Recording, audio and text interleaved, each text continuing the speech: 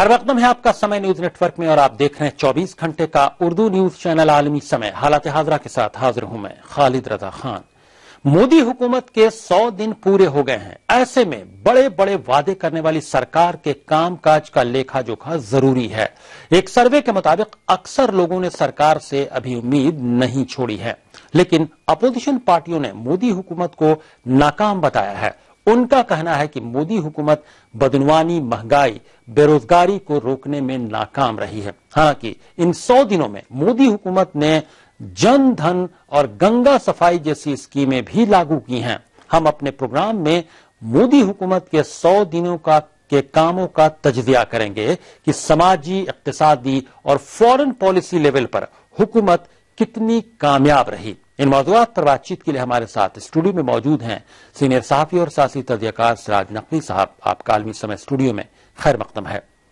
इनके अलावा हमारे साथ फोन लाइन के जरिए गुफ्तगू में शामिल हो रहे हैं कांग्रेस लीडर और कांग्रेस के दिल्ली के साबिक वजीर जनाब हारून यूसुफ साहब, और उत्तर प्रदेश के लखनऊ से हमारे साथ फोन लाइन के जरिए गुफ्तगू में शामिल हो रहे हैं उत्तर प्रदेश के बीजेपी के तर्जुमान स्पोक्स पर्सन मनोज मिश्रा साहब भी। और दरमियान में हमारे साथ फोन लाइन के जरिए गुफ्तगू में शामिल होंगे राज्यसभा के एमपी और जेडीयू लीडर अली अनवर साहब और आम आदमी पार्टी के लीडर और दिल्ली में वजीर रह चुके सोमनाथ भारती साहब भी। तो आइए शुरू करते हैं अपना खुसूसी प्रोग्राम हालात हाजरा।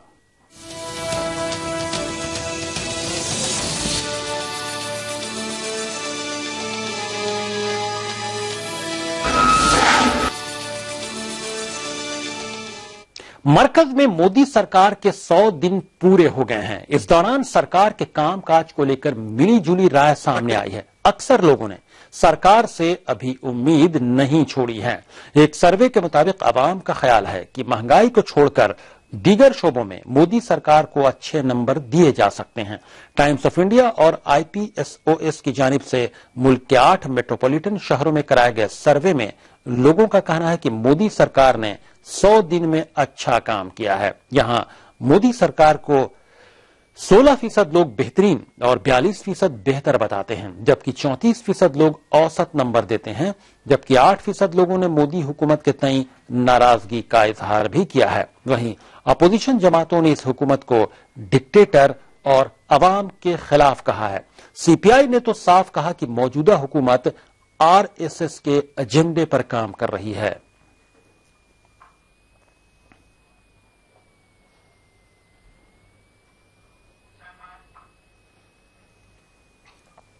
कांग्रेस ने मोदी सरकार के 100 दिन के कामकाज पर तनकीद की है। पार्टी के सीनियर लीडर मनीष तिवारी ने कहा कि अच्छे दिन सिर्फ बीजेपी लीडरों के आए हैं, आम आदमी के लिए ये अभी भी ख्वाब ही है। 100 दिन का सच ये है कि भारत के लोगों को एक बात समझ आ गई है कि जो अच्छे दिन के मन लुभावने सपने भारतीय जनता पार्टी ने दिखाए थे, वो अच्छे दिन भारत के लोगों के लिए नहीं थे, पर भारतीय जनता पार्टी के लिए थे अगर उनकी सरकार बन जाती। क्योंकि पिछले 100 दिन में जो कीमतें हैं वो आसमान छू रही हैं। सांप्रदायिक तनाव इस देश में इतना बढ़ा है कि बिल्कुल तनातनी है। उसके अलावा पाकिस्तान की तरफ से अतिक्रमण पर अतिक्रमण हो रहा है। चीन भारत के हिस्सों को अपना हिस्सा बता रहा है और ये सरकार पूरी तरह से चुप्पी साधे हुए है। वहीं 100 दिन मुकम्मल होने पर बीजेपी अपनी हुसूलियाबियां गिनवा रही है। इत्तलात और नशरियात के मरकजी वजीर प्रकाश जावड़ेकर का कहना है कि इन 100 दिनों में हुकूमत ने अवाम के मफाद में फैसले लिए हैं। हम इतना ही कहेंगे कि 100 दिन में क्या बदलाव आया। 3 बदलाव आए। पहला बदलाव ये आया कि सरकार काम कर रही है, इसका विश्वास जनता में पैदा हुआ। यह बहुत जरूरी था। On the backdrop of policy paralysis, this becomes very important because now people are seeing government that functions, government that is taking decisions, and there is no paralysis of policies. So that's first. Second, लोगों के लिए, आम जनता के लिए और सामान्य नागरिक के लिए जितने स्कीम दिए, जनधन योजना का एक उदाहरण हुआ, लेकिन कितने निर्णय किए हैं। तमाम मेहमान हमारे साथ गुफ्तगू में शामिल हैं। स्टूडियो में मौजूद हैं सीनियर साफी और सियासी तहजीरकार सिराज नकवी साहब, और फोन लाइन के जरिए दिल्ली से गुफ्तगू में शामिल हो गए हैं कांग्रेस लीडर और साबिक वजीर दिल्ली के हारून यूसुफ साहब। आपका खैर मकदम है। और हमारे साथ लखनऊ से भी फोन लाइन के जरिए गुफ्तगू में शामिल हो गए हैं उत्तर प्रदेश बीजेपी के तर्जुमान स्पोक्स पर्सन मनोज मिश्रा साहब। हारून यूसुफ साहब, क्या लगता है आपको हकीकतन, क्योंकि एक सर्वे आया है टाइम्स ऑफ इंडिया और IPSOS का, जिसमें यह कहा जा रहा है, जो 8 मेट्रोपॉलिटन सिटीज में कराया गया सर्वे, उसके मुताबिक महंगाई को अगर छोड़ दें तो बाकी जो फैसले हुए हैं 3 महीने में 100 दिनों में मोदी सरकार की जानिब से, लोग उससे सेटिस्फाइड नजर आ रहे हैं। आमतौर पर क्या लगता है, इस सर्वे पर कितना यकीन किया जाना चाहिए? देखिए, सर्वे की बात तो मैं नहीं जानता, लेकिन जो जमीन की सच्चाई है वो ये है कि आज दिल्ली के लोग महंगाई से और पूरे हिंदुस्तान के लोग महंगाई से त्राई त्राई कर रहे हैं। जी जी। जिस तरीके से रेल का भाड़ा बढ़ाया गया, जिस तरीके से तमाम जो फैसले लिए गए, और आपने देखा होगा कि जब लोकसभा चुनाव आया था तब भी ये बुलेट ट्रेन बहुत सारे टेलीविजन चैनल्स पर चली थी। जी जी। और अब चूंकि असेंबली के चुनाव में 4 राज्यों में जी, तो फिर जो बुलेट ट्रेन है उसको जापान से जाके चला दिया है। जी जी। मुझे लगता है कि ये सरकार सिवाय वादों के और कुछ नहीं करती, और आज इस देश की जो हम आएंगी का जो एक माहौल है, जी जी जी, उसको जिस तरह बिगाड़ा जा रहा है। जी। एक तरफ मोदी जी बात करते हैं 125 करोड़ हिंदुस्तानियों की, जी।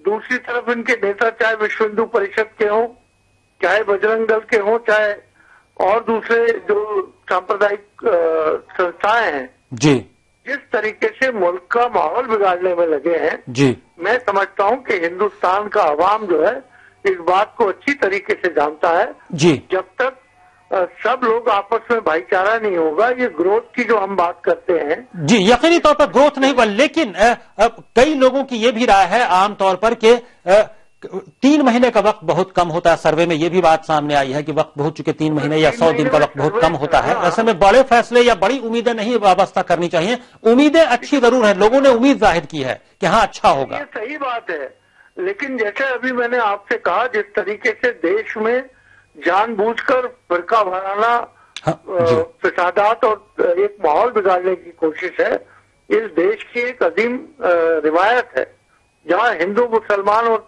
तमाम धर्म के लोग प्यार मोहब्बत के साथ रहते हैं। जी जी। अगर इस तरह के हालात होंगे तो देश तरक्की कैसे करेगा? ये मोदी जी से और विश्व हिंदू परिषद के नेताओं से आप सवाल पूछें। जी जी। जिस तरक्की की बात कर रहे हैं, अगर पूरे मुल्क तशद्दुद का शिकार हो जाएगा जी, तो ग्रोथ कहाँ से होगी? जी, आम आदमी को फायदा कहाँ से होगा? जी, सबसे ज्यादा अगर कोई तकलीफ में होगा तो इस देश का एक कॉमन आदमी, गरीब आदमी, जो बहुत उम्मीदें करता है जब सरकार लाता है। और ये बात सही है कि 3 महीने, हम नहीं कह रहे कि एक बड़ा टाइम है, लेकिन इसी 3 महीने में जिस तरह बुलेट ट्रेन और दूसरी चीजें दिखा दिखा के लोगों को बेवकूफ बनाया जा रहा है, जी, मैं समझता हूँ हिंदुस्तान के लोग काफी संजीदा लोग हैं और समय आने पर फैसला लेते हैं। जी, यानी आपको लगता है कि वक्त कम है, लेकिन इस कम वक्त में भी बहुत ज्यादा कुछ नहीं किया गया। आप फोन लाइन पर बने रहे, हमारे साथ स्टूडियो में मौजूद हैं गुफ्तगू के लिए senior journalist, political analyst Siraj Naqvi साहब। सिराज नकवी साहब, आप कितना इत्तेफाक करते हैं जो सर्वे आया है और 100 दिनों की जो रिपोर्ट सामने आई है उसके मुताबिक? देखिए, एक बात तो ये कि मुल्क के 8 मेट्रोपॉलिटन शहरों में सर्वे कराए जाने से पूरे मुल्क की राय मालूम नहीं होती। जी, इस सर्वे को आप पूरे, उसका इतलाक पूरे मुल्क के आवाम पर नहीं कर सकते। इस मुल्क में जो देहात में लोग बसते हैं, गांवों में जो लोग बसते हैं, उनके मसाइल ज्यादा हैं। बिजली का मसला है, पानी का मसला, दीगर मसाइल हैं, तो गांव वालों को ज्यादा मसाइल का सामना है, तो वो ज्यादा बेहतर उनकी राय होती, लेकिन जाहिर है उनकी राय नहीं ली गई। पहली चीज। दूसरी चीज ये कि ये बात सही है कि किसी भी हुकूमत के लिए 100 दिन में अपनी कारकर्दगी का इजहार करना बड़ा मुश्किल काम होता है, लेकिन इसके बावजूद इन 100 दिनों में मस्बत अंदाज से कोई काम इतना नहीं हुआ जितना मनफी अंदाज में हुआ। इन 100 दिनों में ही पूरे मुल्क में जितने बड़े पैमाने पर फिरकावाराना फसादात के वाकयात हुए हैं, मुझे बताइए कि शायद पूरे मुल्क की तारीख में आज तक ऐसा नहीं हुआ कि इतने कम दिनों में मुल्क के मुख्तलिफ हिस्सों में छोटी छोटी बातों पर लोगों ने आपस में झगड़े किए हों और जो फिरका परस्त ताकतें हैं उनके हौसले इतने बुलंद हुए हों कि जरा जरा सी बातों को उन्होंने इशू बनाकर अक़लियतों को परेशान किया हो, सताया हो। तो ये जो फिरका वाराना फसादात हो रहे हैं या लोग आपस में लड़ रहे हैं, इनको कौन लड़वा रहा है? तो इसका मतलब कि जो अपोजिशन का कहना है कि सरकार पूरी तरह से नाकाम रही, 3 महीने में कुछ काम नहीं हुआ है, यहां तक के वो डिक्टेटर की तरह काम हुआ है, और खास तौर से आरएसएस के एजेंडे पर काम कर रही है सरकार को, क्या ये माना जाए जिस फिर काम हुआ है लेकिन मंफी समत में हुआ है, मंफी समत में काम हुआ है। लोगों को फसादात पर आमादा किया गया, सबबंदी कराई जा रही है वोटों की ताकि आइंदा इलेक्शन में उसका फायदा उठाया जा सके। तो जो काम हुए हैं वो अवाम को फायदा पहुंचाने के लिए नहीं बल्कि अवाम को तकसीम करने वाले हैं। मुल्क में अगर ये लोगों के फिरकापरस्त ताकतों के हौसले बढ़े हुए हैं तो आखिर इसके पीछे कौन सी ताकतें काम कर रही हैं? इसके पीछे जाहिर है कुछ ऐसे लोग हैं जो ये मानते हैं कि उनका कुछ नहीं बिगाड़ने वाला क्योंकि उनके कुछ सरपरस्त मरकज में हुक्मरान हैं।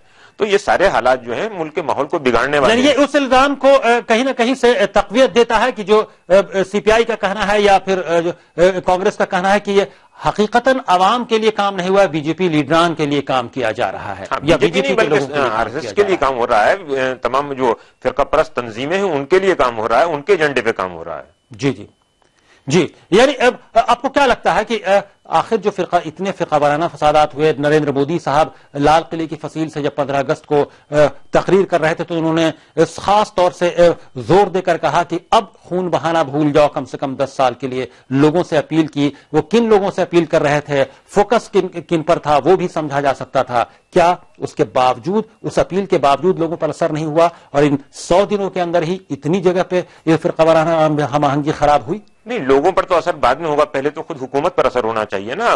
वजीर आजम जो कुछ कह रहे थे बहुत अच्छी बात थी, इसमें कोई शक नहीं कि खून खराबा बंद होना चाहिए, मुल्क में अमन अमान कायम होना चाहिए। लेकिन जो खून खराबा करने वाले लोग हैं वो अगर हुकूमतों का हिस्सा होंगे, चाहे वो मध्य प्रदेश की हुकूमत हो, चाहे वो राजस्थान की हुकूमत हो, चाहे वो मरकज की बीजेपी की हुकूमत हो या और कहीं की हुकूमत हो, तो जो लोग हुकूमत में शामिल हैं, जो गुनाहगार हैं, ऐसे लोगों को अगर हुकूमत में जगह मिलेगी, काबीना में जगह मिलेगी और दूसरी तरफ वजीर आजम ये कहते रहेंगे कि खून खराबा बंद होना चाहिए, तो खून खराबा कैसे बंद होगा? अगर जो तशद्दुद फैलाने वाले अनासिर हैं उनको हुकूमत की पुष्टपनाही हासिल रहेगी तो तशद्दुद बंद नहीं होगा, खून खराबा बंद नहीं होगा।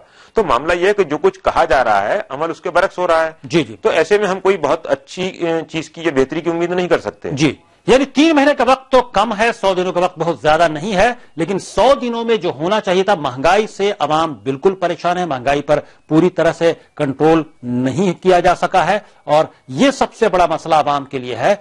बाकी फ्रंट पर जो भी काम के दावे किए जा रहे हैं, यकीनी तौर पर वो कम से कम 100 दिनों में वैसे दावे नहीं करने चाहिए और 100 दिनों का वक्त भी कम है। लेकिन 100 दिनों में सबसे जो चौंकाने वाली बात हुई है, सबसे जो अच्छी बात नहीं हुई है वो ये कि मुल्क के कई रियासतों के कई शहरों में, कई इलाकों में फिरकावाराना हम-आहंगी खराब हुई है, फिरकावाराना फसादात हुए हैं और ये समझा जा रहा है कि कहीं ना कहीं से जो चंद रियासतों में इलेक्शन है, असेंबली इलेक्शन है, उसमें फायदा उठाने की कोशिशें की जा रही हैं और ऐसे में यकीनी तौर पर मरकज की बीजेपी सरकार पर भी सवाल उठते हैं, एनडीए सरकार पर भी सवाल उठते हैं और तब इस इल्जाम के जो अपोजिशन की जानिब से लगाए जा रहे हैं कि आरएसएस के एजेंडे पर काम हो रहा है, तब उनके इल्जामात कहीं ना कहीं से उन्हें मौका मिलता है इस तरह के इल्जामात लगाने का।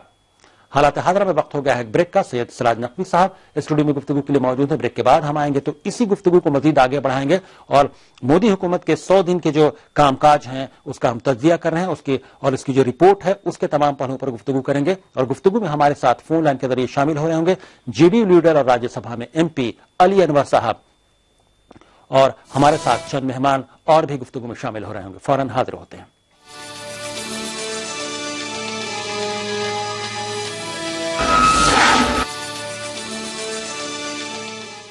वजीर आला मोहतरम पृथ्वीराज चौहान की शफाफ हिकमत और कामयाब क़यादत में हमें बावकार जिंदगी मिली, हमें दर्जेदार तालीम की सहूलत मिली, तालिबात को तालीम के साथ महफूज हॉस्टल, अघाड़ी सरकार ने ही पहचाना हमारा अमन। कौमी एकजहती पर कायम रहने वाली हुकूमत महाराष्ट्र ने अक़लियतों की तरक्की के लिए एक पॉलिसी मुरत्तब की है जिस पर असरदार तरीके से अमल किया जा रहा है, जिसके असरात रियासत में नुमाया तौर पर दिखाई दे रहे हैं।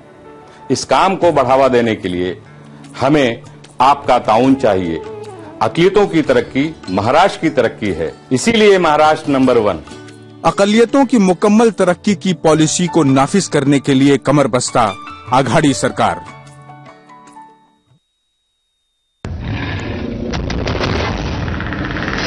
अब जंगल में सुनाई देगी ना तो सिर्फ चीखें।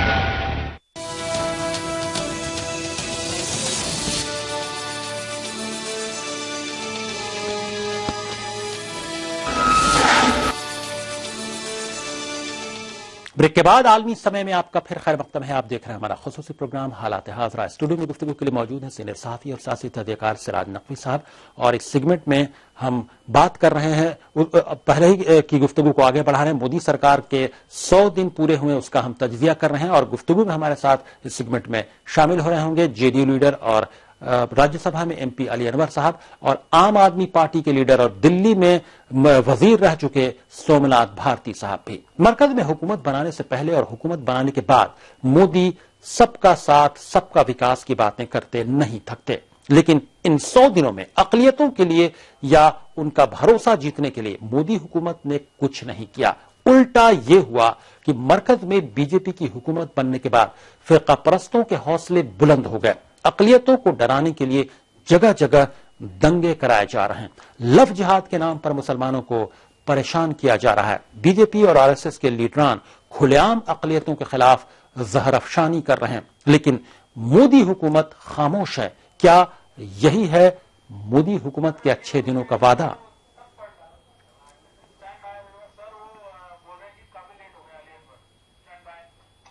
मोदी हुकूमत के 100 दिन पूरे होने पर आम लोगों की क्या राय है, आइए जानते हैं। मोदी ने बहुत सारे वादे किए थे कि मतलब हम भी मुल्क को तरक्की देंगे, फला देंगे, लेकिन मतलब उसके इंतखाब पे मतलब इख्तिदार पे काबिज होने के बाद जिस तरह मोदी ने बड़े बड़े दावे किए थे कि अब अच्छे दिन आने वाले हैं, मतलब बहुत सारे उन्होंने नारे दिए थे, उसके बिल्कुल बरअक्स हो रहा है। बिल्कुल ठगा ठगा सा महसूस किया जा रहा है। दौरे हुकूमत में गिरानी बहुत बढ़ गई है, जो आवाम के लिए मजीर और हुकूमत के लिए खतरा है।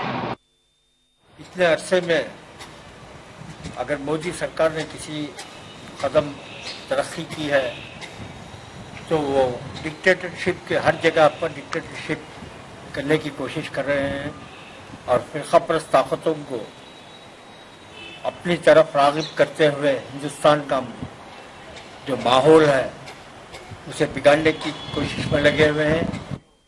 हमारे साथ फोन लाइन के जरिए गुफ्तगू में शामिल हो गए हैं जेडीयू लीडर और राज्यसभा में एमपी अली अनवर साहब। अली अनवर साहब, क्या लगता है आपको, मोदी सरकार के 100 दिन पूरे 100 दिन बहुत ज्यादा तो नहीं होते हैं, लेकिन इन 100 दिनों में महंगाई कंट्रोल नहीं हुई, बेरोजगारी और तमाम जो बड़े बड़े वादे किए गए थे वो बहुत ज्यादा पूरे होते तो नजर नहीं आ रहे हैं। और खासतौर से जो बात हुई कि फिरकावाराना फसादात कई हो गए कई जगहों पर, कई इलाकों में, जिसकी वजह से कम मुसलमानों में खौफ व हिरास है। लव जिहाद के नाम पर और कई मामला जहर अफशानी की जा रही है बयानात में कई बीजेपी आरएसएस लीडरान की जानिब से। किस तौर पर देखते हैं आप इन 100 दिनों को?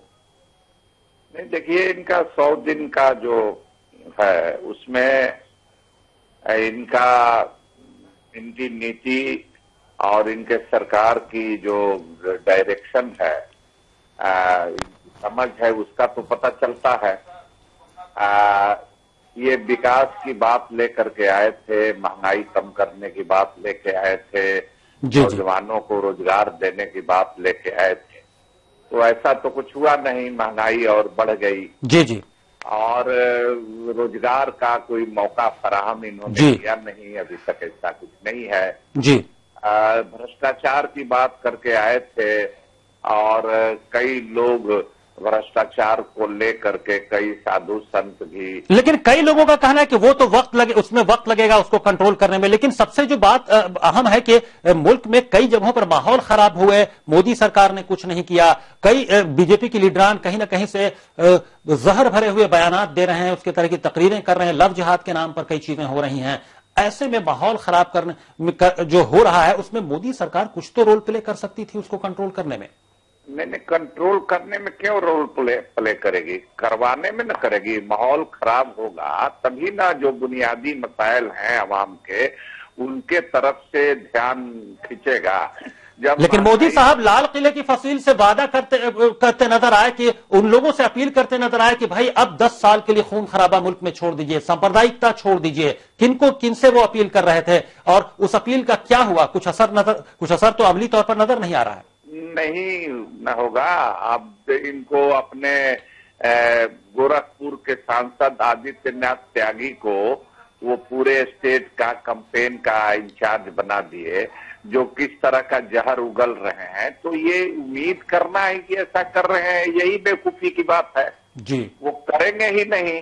उनका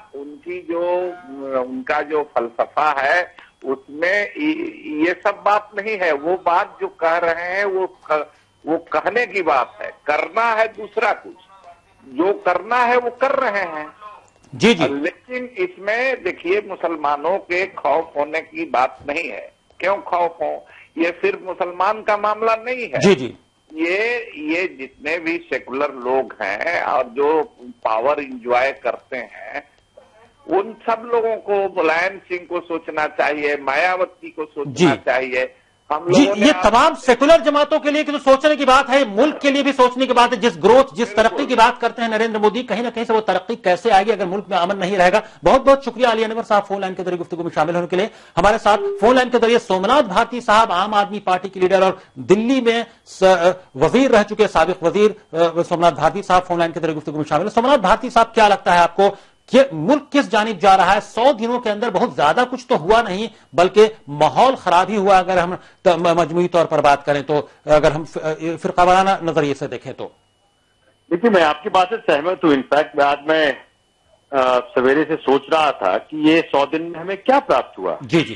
100 दिन में अगर देश को आप आकलन करें, इनके काम को आकलन करें कि देश में इन्होंने क्या किया, जितने इन्होंने चुनावी वादे किए थे, चाहे वो महंगाई का हो, भ्रष्टाचार का हो, या महिला सुरक्षा का हो, या सौहार्द का हो, देश के अंदर ये हर मामले पे फेल हुए हैं। या काला धन का हो जी जी। और इस पे और इन्होंने जो कह सकते हैं, इन्होंने घाव पे नमक लगाया है पूरे हिंदुस्तान के अंदर, दंगे करवाने में, सांप्रदायिकता को भड़काने में जी जी, और लोगों को आपस में लड़ा करके अपना उल्लू सीधा करना इनका एक तरह से मोटो हो गया है। जी जी।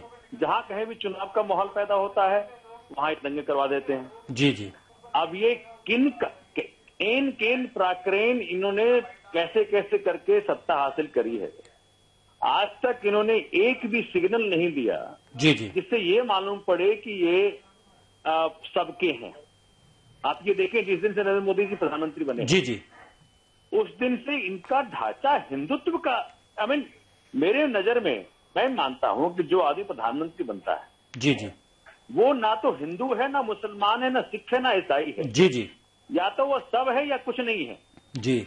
या तो वो हर धर्म को इक्वली इंपॉर्टेंस देकर के उसका सम्मान करता है जी, या किसी धर्म का नहीं होना चाहिए उसको। जी। लेकिन एक सवाल यहां पर सोमनाथ भारती साहब ये है कि मोदी साहब सबसे ज्यादा जो जोर देते हैं, स्ट्रेस रहता है उनका कि ग्रोथ, तरक्की, डेवलपमेंट। लेकिन डेवलपमेंट कैसे? वो जापान के दौरे पर गए, वहां उन्होंने ये अपील की जापानियों से कि लुक एट इंडिया पॉलिसी अपनाएं, आप लोग हिंदुस्तान आए, वहां सरमायाकारी करें, वहां इन्वेस्टमेंट करें। अगर पीस नहीं होगी, इसी तरह से दंगे होते रहेंगे, मुल्क का माहौल खराब होगा, तो फिर इन्वेस्टमेंट कहां से होगा, फिर ग्रोथ कैसे होगा, डेवलपमेंट कैसे होगा? बहुत सारे सवाल हैं। इस पहलू पर वो क्यों नहीं सोचते? अरे भाई, आप डेवलपमेंट किसका करोगे जी? इंसान तो बचे पहले। जी जी। जब तक देश में सौहार्दपूर्ण माहौल ना हो, शांतिपूर्वक माहौल ना हो, जिसपे कि हिंदू मुसलमान ईसाई सब इकट्ठे मिलकर के निवास कर सके, अपनी शिक्षा और स्वास्थ्य का चिंता कर सके, महिला सुरक्षा की चिंता कर सके, तब तक किसका डेवलपमेंट करोगे? दीवारों का, मकानों का, किसका डेवलपमेंट करोगे? जी जी जी। बेसिक फंडामेंटल जो किसी भी देश का होना चाहिए, जो भारतवर्ष का रहा है शुरू से, कि आपस में इतना प्यार हो, आपस में इतना सौहार्द हो और सरकार बिल्कुल न्यूट्रल रहे। जी। ठीक है, उस पर कोई चर्चा नहीं चल रही, उस पर कोई काम नहीं चल रहा। जी जी। भ्रष्टाचार में उन्होंने क्या किया? जी। जो सबसे ईमानदार ऑफिसर था, जिसको सर्टिफिकेट इन्होंने ही दिया जी, 26 मई को सर्टिफिकेट दिया कि भाई जो अपने एम्स वाले चतुर्वेदी साहब थे, जी जी, उनको कहा कि भाई सबसे ईमानदार ऑफिसर है। और आज अखबार में भी आ गया जी कि भाई जो इनकी अपनी ही मिनिस्ट्री है, उसने भी कहा कि इनका तो चरित्र बहुत ही अच्छा है जी। जो बहुत अच्छे चरित्र वाले ऑफिसर के साथ आपने जो इस विश्वासघात किया देश के साथ उनको निकाल के, उससे खामियाजा कौन भुगतेगा जी, कौन बताएगा इसे? जी। लेकिन सरकार में बैठे लोगों का कहना है कि 100 दिन बहुत ज्यादा नहीं है, फिर भी बहुत कुछ करने की उन्होंने कोशिश की है। आइंदा दिनों में कैसे देखते हैं? अगर 6 महीना गुजर जाता है, 1 साल गुजर जाता है, तो इस 100 दिनों का असर क्या नजर आएगा? भाई आप ये समझे कि ये देखिए, अगर आपको जानना हो कि कोई आदमी चुनाव जीतने के बाद या कोई पार्टी चुनाव जीतने के बाद किसके लिए काम करेगी जी, उसका किसके प्रति एलिजियंस होगा, तो आपको ज्यादा जाने की जरूरत नहीं है। चुनाव जीतने के लिए या चुनाव लड़ने के लिए वो पैसा कहां से ला रहा है वो बता देता है। उन्होंने क्रोनी कैपिटलिस्ट से पैसे लिए जी, और उनके पैसे पे चुनाव लड़ा। अब चुनाव जीतने के बाद नेचुरल है कि सारा नियम ताक पे रख करके जी, क्रोनी कैपिटलिस्ट के इंटरेस्ट को सर्व करेंगे जो कर रहे हैं। जी जी। अगर आप देखें दिल्ली के अंदर इन्होंने एंटी करप्शन ब्रांच जिसमें कि जब हम सरकार में थे जी, तब हमने गैस के मुद्दे पे जी, इसीलिए वो कानून बदल दिया गया। एसीबी का जो है दिल्ली में जो मौजूद था, जिसको लेकर मुकेश अंबानी को कहीं ना कहीं से कटघरे में खड़ा करने की कोशिश की। गुफ्तगू को हम ज्यादा आगे नहीं बढ़ा पा रहे हैं, वक्त की कमी है। सोमनाथ भारती साहब, बहुत बहुत शुक्रिया आपका फोन लाइन के जरिए गुफ्तगू में शामिल होने के लिए, बहुत बहुत शुक्रिया। सिराज नकवी साहब, आपने तमाम लीडरान की बात सुनी, अब आपका क्या तज्जिया कहता है इन 100 दिनों में जो अपोजिशन का रोल है, वो जो कह रही कि बिल्कुल नाकाम रही सरकार कह रही कि 100 दिनों का वक्त बहुत कम है। ऐसे में मुस्तकबिल में इन 100 दिनों को अगर नजर में रखें तो क्या आप देखते हैं 6 महीने गुजरने के बाद या 1 साल गुजरने के बाद क्या होने वाला है? देखिए, अपोजिशन क्या कह रही है तो वो जाने, उनका सियासी मामला है। मैं ये मानता हूं, मुझे ये लगता है कि सरकार जो कुछ करती है, जितना करती है उससे कई गुना बढ़ा के बताती है। मीडिया में अपने ताल्लुक से बहुत लोगों को गुमराहकुन तरीके से बताना कि हमने ये किया, इस सरकार का तरीकाकार अभी तक रहा है और ये तरीकाकार आगे भी जारी रहेगा। इस मामले में मुझे लगता है कि मीडिया को मोहतात रहने की जरूरत है। तो जाहिर है कि जो कुछ इन्होंने 100 दिनों में किया है, इसमें हम ये नहीं कह सकते कि 100% सब कुछ गलत किया। अच्छे फैसले भी हैं, लेकिन तमाम खराब चीजों पर की पर्दापोशी करके और बहुत जो फैसले हैं, कुछ चंद फैसले, उनका बहुत ज्यादा एक और सवाल यहाँ पर ये मुख्तसर जवाब जानना चाहेंगे। ये वो तरक्की डेवलपमेंट की बात सबसे ज्यादा करते हैं मोदी साहब। जापान जाकर उन्होंने कहा कि लुक एट इंडिया पॉलिसी अपनाए जापान वाले। क्या लगता है मुल्क में अमन कायम रहेगा? तब तो तरक्की होगी, तब तो इंडस्ट्रियल, तब तो इन्वेस्टमेंट होगा, इंडस्ट्रियलाइज होगी सोसाइटी। बिल्कुल दुरुस्त सवाल है आपका। इस मुल्क में जाहिर है कि तमाम मुल्क के मुख्तलिफ हिस्सों में अलग अलग जबानें बोलने वाले, अलग अलग मजाहिब को मानने वाले, अलग अलग नजरियात के लोग रहते हैं और यही हमारी खूबी है कि हमने उसमें एक रंगारंग तहजीब जिसे हम कहते हैं, उस तहजीब को मानते हैं हम। तो इस तहजीब को मानने वालों के दरमियान में अगर इख्तलाफात पैदा होंगे, लोग आपस में लड़ते रहेंगे, तो तरक्की का जो निशाना इस सरकार ने मुकर्रर किया वो निशाना ये सरकार हासिल नहीं कर पाएगी। तो ये सरकार को सोचना है कि उसे अगर जो वादे उसने किए हैं, तरक्की करनी है, तो इस तरक्की को हासिल करने के लिए 125 करोड़ आवाम को वाकई में साथ लेके चले, या सिर्फ बात करती रहे और अमली सतह पर लोगों को आपस में लड़ाती रहे। जी, यानी इसके अलावा कई चीजें हैं। मोदी हुकूमत के 100 दिन पूरे होने पर खारजा पॉलिसी पर भी गौर करना जरूरी है। वज़ीर-ए-आज़म नरेंद्र मोदी ने पड़ोसी मुल्कों से बेहतर ताल्लुकात की बात कही। मोदी ने सरकार की तरफ की हलफबरदारी तकरीब में सार्क मुल्कों के सरबराहों को दावत देकर यह वादे कर दिया कि वो पड़ोसी मुल्कों के साथ बेहतर ताल्लुकात चाहते हैं। उन्होंने सबसे पहले पाकिस्तान को दोस्ती का पैगाम देने की कोशिश की, फिर उन्होंने पहले गैर मुल्की दौरे के लिए भूटान को चुना और वहां से वो नेपाल भी गए। मोदी पाकिस्तान के साथ अच्छे रिश्ते चाहते हैं, लेकिन पाक की जानिब से सीज फायर की खिलाफ वर्जी और अलहदगी पसंद लीडरों से मुलाकात के बाद हिंदुस्तान ने पाकिस्तान से बातचीत बंद कर दी। मोदी हुकूमत के सामने पाकिस्तान, चीन और अमेरिका से रिश्ते बेहतर करना सबसे बड़ा चैलेंज है।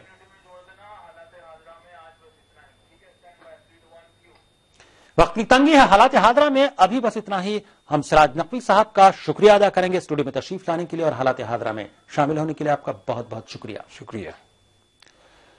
हालात हादरा में यहीं अभी बस इतना ही। आप आलमी समय को इंटरनेट पर भी देख सकते हैं, लॉग ऑन करें www.samaylife.com। फिलहाल खालिद रजा को दीजिए इजाजत, मगर आप देखते रहिए आलमी समय।